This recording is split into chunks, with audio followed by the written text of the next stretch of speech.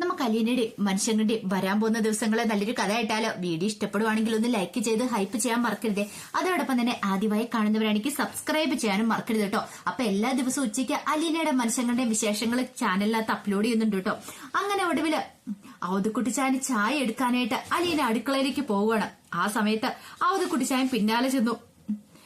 അങ്ങനെ അലീന ചെന്നിട്ട് ചായ ഇടാൻ തുടങ്ങുമ്പോഴത്തേനും പൗലോസേട്ടൻ വന്നിട്ട് പറഞ്ഞു, അയ്യോ കുഞ്ഞാ വേണ്ട, ഞാൻ ചായ എടുത്തോളാന്ന് പറഞ്ഞു. അത് വേണ്ട, ഞാൻ എടുത്തോളാന്ന് പറഞ്ഞു. ഒടുവില് പൗലോസേന് ഭയങ്കര ടെൻഷനായിപ്പോയി. ദൈവമേ, ഇനിയിപ്പം തന്നെ സ്റ്റാലിൻ എങ്ങാനും വന്ന് ചീത്ത പറയുവോ എന്നൊരു ചിന്തയായിരുന്നു മനസ്സ് നിറയെ ഉണ്ടായിരുന്നേ.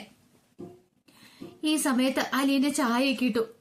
അത് ഒരു ഗ്ലാസ് അത് കുടിച്ചാനും കൊടുത്തു. പിന്നീട് ഒരു ഗ്ലാസ് പൗലോസിനും അടുത്ത് അവൾക്കും വേണ്ടിട്ടായിരുന്നു.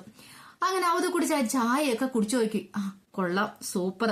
എന്നിട്ട് പൗലോസിനോട് പറഞ്ഞു, എടാ ഇതിന്റെ പാക നീ പെങ്കൊച്ചിനോടൊന്ന് ചോദിച്ചു വെച്ചേക്ക് കേട്ടോ. ഓ, അപ്പൊ എന്നെ കളിയാക്കിയതല്ലേ എന്ന് ചോദിച്ചു. അത് കേട്ട് കഴിഞ്ഞപ്പോഴത്തേനും അത് കുടിച്ചായ പറഞ്ഞു, എടാ ചായ ഇടുവാണെ ഇങ്ങനെ ഇടണം. അപ്പം ഞാനിടുന്ന ചായ കൊള്ളത്തില്ലെന്നാണോ പറയണത്? എടാ ചായ ഇടുവാണെങ്കിൽ നല്ല രുചിക്കിടണം, അല്ലാതെ വാട്ട ചായ അല്ലേ ഇടണ്ടേ എന്നൊക്കെ പറഞ്ഞുകൊണ്ട് പൗലോസിനെ കളിയാക്കി. പിന്നീട് പറഞ്ഞു, ഇനി ഞാൻ വരുന്ന സമയത്തെ എനിക്ക് ഇങ്ങനത്തെ ചായ ഇട്ടു വെച്ചാൽ മതി എന്ന് പറഞ്ഞു. അത് കേട്ടതും അലീന പറഞ്ഞു, അല്ല വല്യപ്പച്ചന് ഇപ്പൊ ചായ കുടിച്ചിട്ടുണ്ടെങ്കിൽ പിരിഞ്ഞു പോകത്തില്ലേ? ഓ, പിരിഞ്ഞു പോകാനോ? പിരിഞ്ഞു പോട്ടെ. ഇനിയിപ്പൊ പിരിഞ്ഞാൽ ആർക്ക് എന്നാ ചെയ്തോ? ആ ചിന്നമ്മ ഉണ്ടാക്കി തന്ന ചായ എന്തുമാത്രം പിരിഞ്ഞു പോയിരിക്കുന്നു. അതിനർത്ഥം അവതക്കുട്ടി ചായ ഇതിനു മുമ്പ് വന്ന് മദ്യപിച്ച് വീട്ടിലേക്ക് ചെല്ലുന്നേ. അങ്ങനെ ചെല്ലുന്ന സമയത്ത് ചായ ഇട്ട് കൊടുക്കുമ്പോ അത് പിരിഞ്ഞു പോകുന്നാണ് ഉദ്ദേശിച്ചത്. അങ്ങനെ അത് കുടിച്ചാൽ എന്താണെങ്കിലും അലീന ഉണ്ടായി കൊടുത്ത ചായയൊക്കെ ഇഷ്ടപ്പെട്ടു. അതിനുശേഷം അലീനെ ഒന്ന് നോക്കിയിട്ട് നേരെ ഞാൻ ഒന്ന് ലാലിച്ചിനെ കണ്ടിട്ട് വരാമെന്നും പറഞ്ഞുകൊണ്ട് സ്റ്റാലിയുടെ മുറിയുടെ അങ്ങോട്ടേക്ക് പോയി. അപ്പോഴും സ്റ്റാലി മദ്യപാനം നിർത്തിയിട്ടുണ്ടായിരുന്നില്ല. അങ്ങനെ സ്റ്റാലിയുടെ അടുത്ത് പോയിരുന്നിട്ട് ചോദിച്ചു, എടാ നീ ഇതെന്താ പകുതി ആക്കിയല്ലോ കുപ്പിയൊക്കെ? അല്ല അപ്പച്ചന് ഒരെണ്ണം കൂടെ ഒഴിക്കട്ടെ. ഓ വേണ്ടടാ, എനിക്കിനി വേണ്ട. എടാ ലാലിച്ച, നീ നിന്റെ ഈ കുടിയൊക്കെ ഒന്ന് കുറയ്ക്കണം കേട്ടോ. ഒരു പെങ്കൊച്ചി വീട്ടാണെന്നുള്ള ഓർമ്മ വേണം. അവൾക്ക് കുടിക്കുന്നവരെ വലിക്കുന്നവരൊന്നും ഇഷ്ടമല്ലെന്നല്ലേ നീ പറഞ്ഞേ? അല്ല അപ്പച്ചൻ അവളോട് സംസാരിച്ചോ? സംസാരിച്ചു. എന്നിട്ട് എന്ത് തോന്നി? എന്റെ സകല കണക്കൂട്ടലുകളും അവൾ തെറ്റിച്ചു കളഞ്ഞല്ലോ എന്റെ ലാലിച്ച. ഞാൻ കരുതിയത് എങ്ങാണ്ട് വലിഞ്ഞു കയറി വന്ന ഒരു അനാഥ പ്രേതമാണെന്നല്ലേ. പക്ഷെ അവൾ എന്തൊരു മിടുക്കി പെൺകുട്ടിയാ. അവൾ നിന്റെ മോള് തന്നെയാണെന്ന് എനിക്ക് ഉറപ്പായി. അല്ല ഇനി സംശയമൊന്നും ഇല്ലല്ലോ അല്ലേ? യാതൊരു സംശയമില്ല. അതല്ല ലാലിച്ച എനിക്ക് അതിശയം. നിന്റെ അമ്മയുണ്ടല്ലോ ചിന്നമ്മ, അവൾ എവിടെ പോയെന്ന് നോക്കണ്ട. അതേ രൂപം, അതേ നോട്ടം, അതേ ചിരി, അല്ല ആ വർത്തമാനം പോലും അതേപടി തന്നെ. അവധി കുട്ടിച്ചാൻ അത് പറയുമ്പോ ഒരാത്മസംതൃപ്തി ആ മുഖത്തുണ്ടായിരുന്നു. ലാലിച്ച, പിന്നെ ഒരു കാര്യം, നീ അവളോട് കുറച്ചുകൂടെയൊക്കെ സ്നേഹത്തോടെ ഒന്ന് പെരുമാറണം കേട്ടോ. അതിൻ്റെതായ ഒരു സങ്കടമൊക്കെ അവളുടെ മുഖത്ത് ഞാൻ കാണുന്നുണ്ട്. ആഹാ, അപ്പം അപ്പച്ചൻ അവളെ ഇവിടുന്ന് പറഞ്ഞു വിടാനെന്നും പറഞ്ഞു വന്നിട്ട് ഇപ്പൊ അവളെ പറഞ്ഞയക്കണ്ടേ? ഓ അത് ശരിയാ. പക്ഷെ ഞാൻ ഒന്നുകൂടെ ഒന്ന് ആലോചിച്ചിട്ട് മതി. ഇനിയും സമയമുണ്ടല്ലോ. സമയം തീരെയില്ല. അപ്പച്ചന് ഉടനെ തിരിച്ചു പോകണ്ടല്ലേ? എടാ എനിക്ക് അത്ര ധൃതിയൊന്നും ഇല്ല. അല്ല ഉച്ച കഴിയുമ്പോ പുനരൂരി എന്നിട്ട് എന്തോ പരിപാടി വയ്ക്കണമെന്നൊക്കെ പറഞ്ഞായിരുന്നല്ലോ ഇങ്ങോട്ടേക്ക് വന്നപ്പോ. ഞാൻ അങ്ങനെ പറഞ്ഞോ? പറഞ്ഞു. എന്നാ ഞാൻ ആ പരിപാടി അങ്ങോട്ട് മാറ്റി വെച്ചു. എനിക്കിനിയിപ്പൊ നാളെ പോയാലും മതി.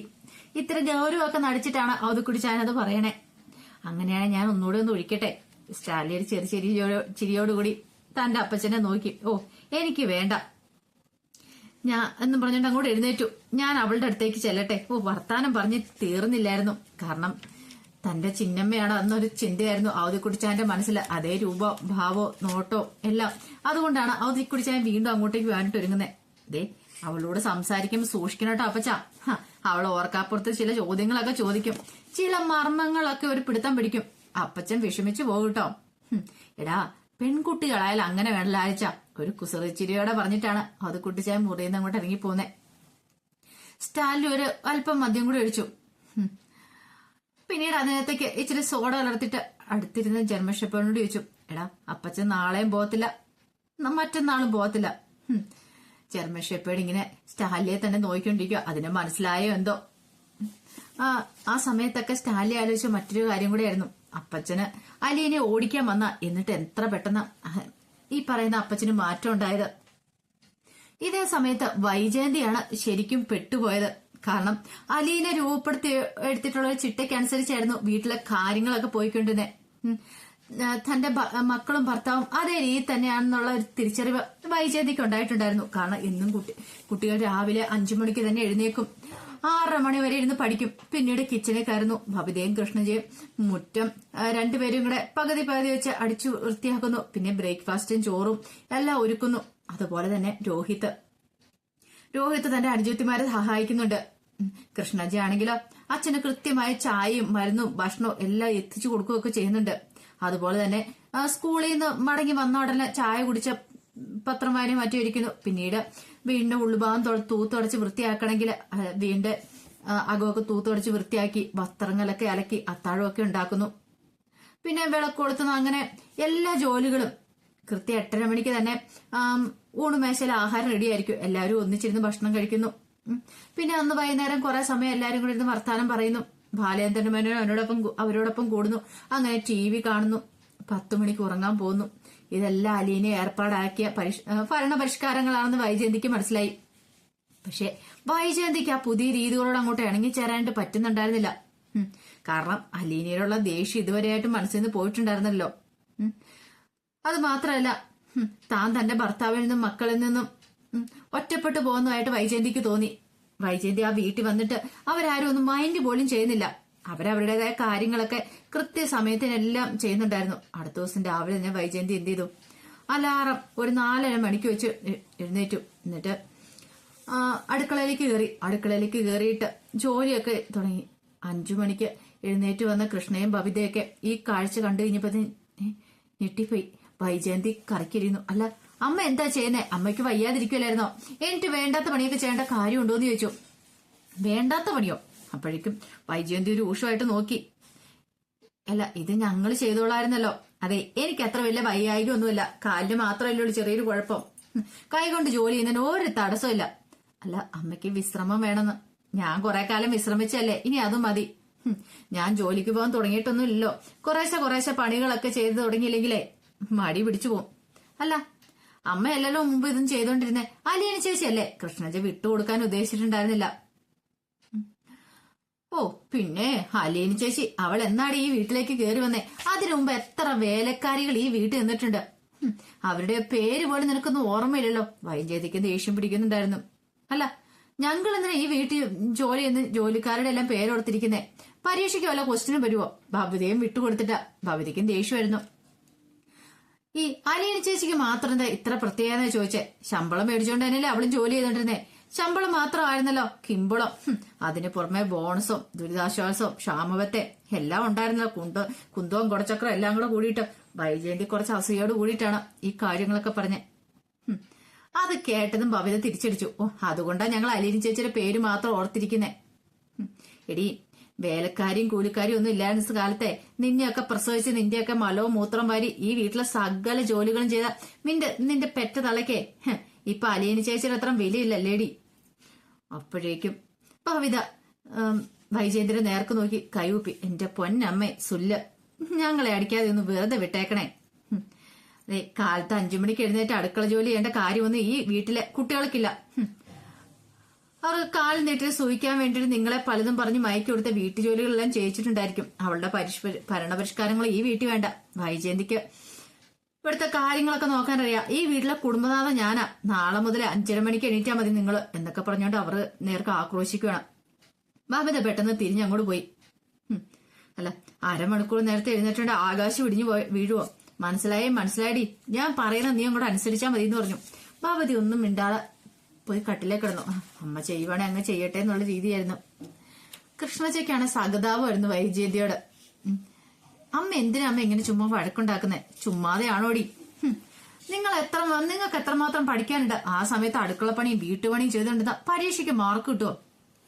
അമ്മേ, പഠിത്തത്തിനൊന്നും ഒരു കുഴപ്പമില്ലായിരുന്നു. ഈ വീട്ടിലെ പണികളെല്ലാം ഞങ്ങൾ എല്ലാരും കൂടെ ഒരുമിച്ച് ചെയ്തോണ്ടിരുന്നത്. എന്ത് രസമായിരുന്നു അറിയാവോ? ഞാനും ഭവിതേച്ചും രോഹിത്തേനും അലീന ചേച്ചി ഒത്തുകൂടി എപ്പാടവിടെ എല്ലാ പണികളും തീരും. പഠിക്കാനൊക്കെ മുൻപത്തേക്കാൾ വലിയ ഉത്സാഹം ഉണ്ടായിരുന്നു. എടി, പഠിക്കാൻ ഇത്തിരി സമയം കൂടുതലിട്ട് എന്താ കുഴപ്പം? അതുപോലെ തന്നെ രോഗത്തിനെ കൊണ്ട് നിങ്ങൾ അടുക്കളപ്പണി ചെയ്യിച്ച് വലിയ കേമാണെന്നാണ് നീയൊക്കെ വിചാരിക്കുന്നത്. ഞാൻ കണ്ടു. നിന്റെയൊക്കെ ഡ്രസ്സ് വരെ അവനെ കൊണ്ട് അയൺ ചെയ്യിക്കുന്നത്. അവനൊരാണല്ലേടി. എന്താ ആമ്പിള്ളേര് വീട്ടുജോലി ഇതാ എന്താ അവരുടെ കയ്യിലെ വള ഊരി പോവാ. അന്യ വീട്ടിലൊന്നും അല്ലല്ലോ, സ്വന്തം വീട്ടിലല്ലേ. സ്വന്തം അനുജിത്തിമാരെ സഹായിക്കാനല്ലേ. അത് തന്നെയല്ല രോഹിത്തേനാണെങ്കില് ചോറും കറി സാമ്പാറും പുളിശ്ശേരിയും എല്ലാം ഉണ്ടാക്കാനായിട്ട് അലീന ചേച്ചി പഠിപ്പിച്ചിട്ടുണ്ടായിരുന്നു. നല്ല രുചിയോട് കൂടി തന്നെ രോഹിത്തേനെല്ലാം ഉണ്ടാക്കുകയും ചെയ്യും. ഓ അവളുടെ പേര് പറയല്ലേ വേണ്ട, എനിക്ക് കളിയിളകും. വൈജയന്തി ദേഷ്യത്തോട് കൂടിയിട്ടാണ് കൃഷ്ണമോളെ നോക്കുന്നത്. ആൺകുട്ടികള് പാചകം പഠിച്ചു വെച്ചാൽ എന്താ കുഴപ്പം നിനക്കറിയാമോ? അവനൊക്കെ പെണ്ണ് കെട്ടുമ്പോ അച്ഛന്മാർക്ക് വെച്ചു വിളമ്പേണ്ടി വരും. രുചിയായിട്ട് വല്ലതും വെച്ചു ഉണ്ടാക്കുന്ന ആണുങ്ങള് അവരുടെ ഭാര്യമാർക്ക് വെച്ചു കൊടുത്തിട്ടുണ്ടെങ്കിലേ ചിലപ്പോ അവൾമാരങ്ങ് സുഖം പിടിച്ചു പോകും. പിന്നെ അവന്മാര് തന്നെ വെച്ചു വിളമ്പേണ്ട വരുമെന്ന് പറഞ്ഞു. എന്നാൽ എന്താ കുഴപ്പമെന്ന് കൃഷ്ണ ചോദിച്ചു. കൃഷ്ണയ്ക്ക് ഒട്ടും അങ്ങോട്ട് പിടിക്കുന്നുണ്ടായിരുന്നില്ല. എടി നിന്റെ അച്ഛനോട് എന്ന് ചോദിക്കുക, ആ മനുഷ്യൻ ഇന്ന് വരെ ഈ അടുക്കള കയറി ഒരു ഗ്ലാസ് എങ്കിലും കണ്ട് നീ കണ്ടിട്ടുണ്ടോന്ന്. ഓ അച്ഛനെ പഠിപ്പിക്കാൻ ഒരു അലീന ചേച്ചി ഇല്ലാതെ പോയി. രോഹിത്തിനെ പഠിപ്പിച്ച നേരത്തെ ആവാറുണ്ടല്ലോ. അതെങ്ങനെ നടക്കും? നിങ്ങളെ 3 പേരെയും വീട്ടുജോലി ചെയ്യാൻ ഏൽപ്പിച്ചിട്ട് അങ്ങേരും അവളും കൂടി വേണ്ട, എന്നെ കൊണ്ടൊന്നും പറയിപ്പിക്കണ്ട. അമ്മ പറയാതിരിക്കുന്ന തന്നെ നല്ലത്. അത്രയും കുറിച്ച് പൊല്യൂഷൻ അല്ലേ ഈ വീട്ടിലുണ്ടാവുള്ളൂ. അതും പറഞ്ഞിട്ട് കൃഷ്ണമോള് തിരിഞ്ഞൊരു ഒറ്റ നടത്തുമായിരുന്നു. കൃഷ്ണമോൾക്ക് നല്ല ദേഷ്യം വരുന്നുണ്ടായിരുന്നു. പറഞ്ഞിട്ട് കാര്യമില്ലാന്ന് കരുതിയിട്ടാണ് അങ്ങോട്ട് പോകുന്നത്.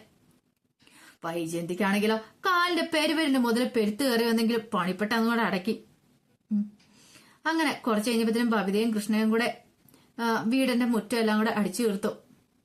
കാരണം മുമ്പ് അവര് തന്നെയായിരുന്നല്ലോ ചെയ്തോണ്ടിരുന്നേ. അലീനയുള്ള സമയത്ത് അലീന അടുക്കളപ്പണി ചെയ്യുന്ന സമയത്ത് അവര് മുറ്റമൊക്കെ തൂത്ത് വൃത്തിയാകും. കുറച്ചു കഴിഞ്ഞ് രോഹിത് എഴുന്നേറ്റ് വന്നു കഴിഞ്ഞപ്പോഴത്തേനും അമ്മ അടുക്കള കൈയടക്കിന്ന് മനസ്സിലായി. അങ്ങനെ ബബിതയുടെയും കൃഷ്ണമോളുടെ അടുത്തേക്ക് വന്നു. അല്ല അമ്മ ഒരട്ടിമാരെ ഭരണം നടത്തിയിട്ട് അടുക്കള ഭരണം വീണ്ടെടുത്ത് തോന്നുന്ന ലക്ഷണമാണല്ലോ. അതെ അലീന ചേച്ചിയോടെ വാശിയ രോഹിത്തേട്ടാ അത് പറഞ്ഞു. ശരി എങ്കിൽ നടക്കട്ടെ. ആ വീട്ടിലെ ഭരണമാറ്റം ബാലചന്ദ്രനെ ശ്രദ്ധിക്കുന്നുണ്ടായിരുന്നു. കാരണം കുട്ടികളുടെ കയ്യിൽ നിന്ന് അതെല്ലാം മേടിച്ചെടുക്കുന്ന കാര്യം ബാലചന്ദ്രനും മനസ്സിലായി. പിന്നെ ബാലചന്ദ്രൻ കൂടുതലൊന്നും പറയാൻ പോയില്ല. അവള് വേണമെങ്കിൽ കുട്ടികളെയൊക്കെ പഠിക്കാൻ വിട്ടിട്ട് വീട്ടുജോലി ചെയ്യട്ടെ, അത് സ്വാഭാവികമായിട്ട് ചെയ്യേണ്ടതാണല്ലോ. നേരത്തെ ആണെങ്കിൽ ജോലിക്കാരിയായിരുന്നു ചെയ്തുകൊണ്ടിരുന്നത്. ഇപ്പൊ അവൾക്ക് പ്രത്യേകിച്ച് പണിയും കാര്യങ്ങളൊന്നും ഇല്ലല്ലോ. അതുകൊണ്ട് അവിടെ അതെല്ലാം ചെയ്യട്ടെ എന്ന് മട്ടിലായിരുന്നു ബാലചന്ദ്രനും. അങ്ങനെ കുട്ടികൾ സ്കൂളിലൊക്കെ പോയി കഴിഞ്ഞപ്പോഴത്തേനും വൈജയന്തി ബാക്കി പണികളൊക്കെ ചെയ്യാൻ തുടങ്ങി. വൈകുന്നേരമായി കഴിഞ്ഞപ്പോഴത്തേനും അവര് വന്നപ്പോഴത്തേനും അടുക്കള ജോലികളും അത്യാവശ്യം തൂത്തും തുടക്കലും പരിപാടികളെല്ലാം വൈജയന്തി തന്നെ ചെയ്തിട്ടുണ്ടായിരുന്നു. അങ്ങനെ വന്നു കഴിഞ്ഞിട്ട് അവർക്ക് ചായയും കാര്യങ്ങളൊക്കെ എടുത്തു കൊടുക്കുകയും ചെയ്തു. കുട്ടികള് വലിയ മൈൻഡൊന്നും ചെയ്തില്ല. അങ്ങനെ അതെല്ലാം കഴിച്ചിട്ട് എഴുന്നേറ്റ് പോയി. പിന്നീട് അലീനയുടെ സമയക്രമങ്ങളൊക്കെ മാറ്റാനായിട്ടായിരുന്നു വൈജയന്തിയുടെ തീരുമാനം. അലീന നേരത്തെ TV കാണാനായിട്ട് 9 മണി വരെ സമയം കൊടുത്തിട്ടുണ്ടായിരുന്നു. പക്ഷെ അത് 7 മണിയിലേക്ക് ഒതുക്കി. 7 തൊട്ട് 8 വരെ പഠിത്തം അങ്ങനെയൊക്കെ പറഞ്ഞുകൊണ്ട് വൈജയന്തിയുടേതായ ഒരു റൂൾസും കാര്യങ്ങളൊക്കെ അവിടെ കൊണ്ടുവരുവാണ്. കുറച്ച് കഴിഞ്ഞപ്പോ വൈജയന്തി നോക്കിക്കഴിഞ്ഞപ്പോ ബാലചന്ദ്രനുമായിട്ട് പോയിരുന്നു സംസാരിക്കുന്നുണ്ടു. കുട്ടികളെല്ലാരും കൂടെ ഒത്തുകൂടി സംസാരിക്കുക. അത് വൈജയന്തിക്ക് ഒട്ടും അങ്ങോട്ട് ഇഷ്ടപ്പെടുന്നുണ്ടായിരുന്നില്ല. അത്താഴം കഴിഞ്ഞാൽ പിന്നെ എവിടെയെങ്കിലും മാറി നിന്ന് സുള്ളിയാ മതിയോ? പഠിക്കാനൊന്നുമില്ല നിനക്ക്. വല്ല ദേവടിച്ചുകളും വന്ന് ഈ വീട്ടിലുണ്ടാക്കി വെച്ച ശീലങ്ങളൊന്നും ഇനി ഇവിടെ പറ്റില്ല. 10 പേർക്ക് ഉറക്കം വിളിച്ചിരുന്ന് പഠിച്ചോണം 3 പേരും. ബബിതയും രോഹിതൊക്കെ പരസ്പരം നോക്കി. അല്ല ഞങ്ങൾ ഇവിടെ ഇരുന്ന് അരമണിക്കൂർ സംസാരിച്ചാൽ അമ്മയ്ക്ക് എന്താ കുഴപ്പമെന്ന് ചോദിച്ചു. അതാ പറഞ്ഞത് അവളുടെ പരിണാവിഷ്കാരങ്ങളൊന്നും ഇവിടെ വേണ്ടാന്ന്. നിങ്ങൾക്ക് എത്ര പഠിക്കാനുണ്ട്? പിന്നെ എന്താ ഇത്ര പറയാനുള്ളത്? നാട്ടുകാരുടെ പ്രദൂഷണമാണോ? അത് സ്കൂളിൽ നിന്ന് കൊണ്ടിരുന്ന വല്ല കാര്യങ്ങളൊക്കെ ആണോ? അതൊക്കെ അവിടെ വിട്ടിട്ട് പോകുന്നതാണ്. ഇവിടെ അതൊന്നും വേണ്ടാന്ന് പറഞ്ഞ് ദേഷ്യപ്പെടുവാണ്. അപ്പോഴേക്കും ബബിതയുടെ മുഖമൊക്കെ അങ്ങോട്ട് മുറുകി. അവൾ ബാലേന്ദ്രനെ നോക്കി. അല്ല അച്ഛൻ ഇതിനൊന്നും പറയാനല്ലേ? അച്ഛനാണോ അമ്മയാണോ ഈ കുടുംബനാഥന്? ബബിതയുടെ ചോദ്യം അത് ബാലേന്ദ്രന്റെ മേനെ തെല്ലൊന്ന് ക്ഷീണിപ്പിച്ചു. കലാപത്തിന് തിരികൊളുത്തുകയാണെന്ന് അവൾക്കറിയില്ലായിരുന്നു. വെട്ടൊന്നും മുറണ്ട് എന്നാണ് അവളുടെ സ്വഭാവം. ബാലേന്ദ്രനും മേനനും മൗനം. ഭവി ഒന്നുകൂടെ അങ്ങ് ദേഷ്യപ്പെടുത്തി. ഞങ്ങളെ കൺഫ്യൂഷൻ ആക്കല്ലേ അച്ഛാ. ഒന്നെങ്കിൽ അച്ഛൻ 5 ഉച്ചം അടയ്ക്കും അമ്മ പറയുന്ന അനുസരിക്കണം, അല്ലെങ്കിൽ അടി കൊടുത്തിട്ടാണ് ശരി അമ്മയെ കൊണ്ട് അനുസരിപ്പിക്കണം. അതിന് ചുണയുണ്ട് അച്ഛന്. ബാലേന്ദ്രൻ മേനൻ ഒരു നിമിഷം ഞെട്ടിപ്പോയി. അപ്പോഴേക്കും വൈജയന്തിയുടെ ഉത്തരവും വന്നു. വൈജയന്തിയെ അനുസരിപ്പിക്കണമെങ്കിലേ നിന്റെ അച്ഛൻ വേറൊരു ജന്മം ജനിക്കണം. ഒരു ഭർത്താവിന്റെ കടമ വേണ്ട പോലെ ചെയ്യുന്നതിന് മാത്രമേ ഭാര്യ അനുസരിപ്പിക്കാൻ അധികാരമുള്ളൂ. രാത്രി ഒരു ബീരുവിനെ പോലെ കോണിപ്പടിക്കാര് ഗസ്റ്റ് റൂമിലെത്തി വാതിലടയ്ക്കുന്ന ഭർത്താവിന് അതിന്റെ യോഗ്യതയില്ല. അത് കേട്ടത് ബാലേന്ദ്രനാണ് ഭ്രാന്ത് പിടിച്ച പോലെ തോന്നി. ബാലേന്ദ്രന് എന്ത് ചെയ്യണമെന്ന് അറിയണ്ടായിരുന്നില്ല. ബാലേന്ദ്രൻ തന്റെ മക്കളെ ഒന്ന് നോക്കി സ്തംഭിച്ച് നിൽക്കുകയാണ് 3 പേരും. അവരുടെ ദൃഷ്ടികള് തന്റെ നേർക്ക് പതിയുന്നു കണ്ടു. അമ്മ മക്കളുടെ മുന്നിൽ വെച്ചാണ് അച്ഛന്റെ ഭർത്ത പദവിയെ ചോദ്യം ചെയ്തിരിക്കുന്നത്. അച്ഛന്റെ ആത്മാഭിമാനത്തെ വെല്ലുവിളിച്ചിരിക്കുകയാണ്. അച്ഛന്റെ പുരുഷത്വത്തെ അവഹേളിച്ചിരിക്കുകയാണ്. അച്ഛൻ ഇതിനൊരു മറുപടി ഇല്ലേ എന്നാണ് കുട്ടികളുടെ നോട്ടത്തിനർത്ഥം. മറുപടിയുണ്ട്. ബാലേന്ദ്രൻ മേനോന് പാദം മുതൽ നെറുക് വരെ ചോര തിളച്ച് നീരാവിയായിക്കൊണ്ടിരുന്നു. ഇപ്പോഴച്ഛന്റെ അഭിമാനത്തെ ആണത്തെ അധിക്ഷേപിക്കാൻ നിങ്ങളുടെ ഈ അമ്മ വിവാഹത്തിന് മുമ്പ് മറ്റൊരു പുരുഷനൊത്ത് ജീവിച്ചവളാണ്. ഇവൾ നിങ്ങളുടെ അമ്മ 24 വർഷം മുമ്പ് നെയ്യാറ്റിൻകരയിലെ ആശുപത്രിയില് ഒരു പെൺകുഞ്ഞിനെ പിഴച്ചു പ്രസവിച്ചവളാണ്. കഴിഞ്ഞ 24 വർഷക്കാലമായി ആ രഹസ്യം മറച്ചുവെച്ച് നിങ്ങളുടെ അച്ഛനെ വഞ്ചിച്ചവളാണ്. അവൾ പ്രസവിച്ച കുഞ്ഞ് ഇപ്പൊ എവിടെയാ നിങ്ങൾക്കറിയണ്ടേ? അവളാണ് 3-4 ദിവസം മുമ്പ് വരെ നിങ്ങളോടൊപ്പം ഉണ്ടായിരുന്ന നിങ്ങളുടെ പ്രിയപ്പെട്ട അലിയൻ ചേച്ചി. ഇത് മതിയോ മറുപടി? മക്കൾ 3 പേരും നടുങ്ങി തെരിച്ചു നിൽക്കുകയാണ്. കേട്ടത് വിശ്വസിക്കാനാവാതെ അവർ വൈജയന്തിയുടെ നേർക്ക് നോക്കുന്നുണ്ട്. വൈജയന്തി രക്തം വാർന്ന് വിളറി ഒരു പ്രേതരൂപമായി മാറിക്കഴിഞ്ഞിരിക്കുക. ഇതാണ് തന്റെ വിജയ മുഹൂർത്തം. ഇനി തന്റെ ജീവിതത്തിൽ ഒരിക്കലും തന്നെ തോൽപ്പിക്കാനായിട്ട് തന്റെ നേർക്ക് തലയുയർത്തിയെന്ന് നോക്കാം വൈജയന്തി ഈ കപട മുഖംമൂടി കഴിഞ്ഞ് ഇങ്ങോട്ടേക്ക് വരില്ല. ഇനി ഒരിക്കലും മക്കളുടെ മുന്നിൽ വെച്ച് ഇങ്ങനത്തെ വർത്താനങ്ങളൊന്നും പറയത്തുമില്ല. ഇനി ഒരിക്കലും ബാലേന്ദ്രന്റെ ഭാര്യ എന്ന പദവിക്ക് ഇവൾ അർഹയല്ല. വൈജയുടെ ആ നിൽപ്പ് ബാലേന്ദ്രൻ നന്നായിട്ട് അങ്ങനെ ആസ്വദിക്കുന്നുണ്ട്. ഇനിയിപ്പോ ബാലേന്ദ്രൻ പറഞ്ഞതാണോ അതോ ഇനിയിപ്പോ ബാലേന്ദ്രന് അങ്ങനെ പറഞ്ഞാലോ എന്ന് മനസ്സിൽ തോന്നിയതാണോ എന്നൊക്കെയുള്ള വിശേഷങ്ങളുമായിട്ട് നാളെ ഉച്ചയ്ക്ക് വരാട്ടോ. മറക്കാതെ എല്ലാവരും കയറി കാണാൻ ശ്രമിക്കണേ. അപ്പം നോവലിനെ അടിസ്ഥാനപ്പെടുത്തിയ ഇത് ഞാൻ പറയുന്നതെന്ന് പറഞ്ഞല്ലോ. അപ്പൊ ഇതിന്റെ ബാക്കി കഥ കേൾക്കാനായിട്ട് താല്പര്യമുള്ളവര് നാളെ ഉച്ചവരെ കാത്തിരിക്കണം കേട്ടോ. നാളെ ഉച്ചയ്ക്ക് എന്താണെങ്കിലും ഇതിന്റെ ബാക്കി വിശേഷം പറയാം. ഒരിക്കൽ കൂടി എല്ലാവർക്കും ശുഭദിനം നേർന്നുകൊണ്ട് നിർത്തുന്നു.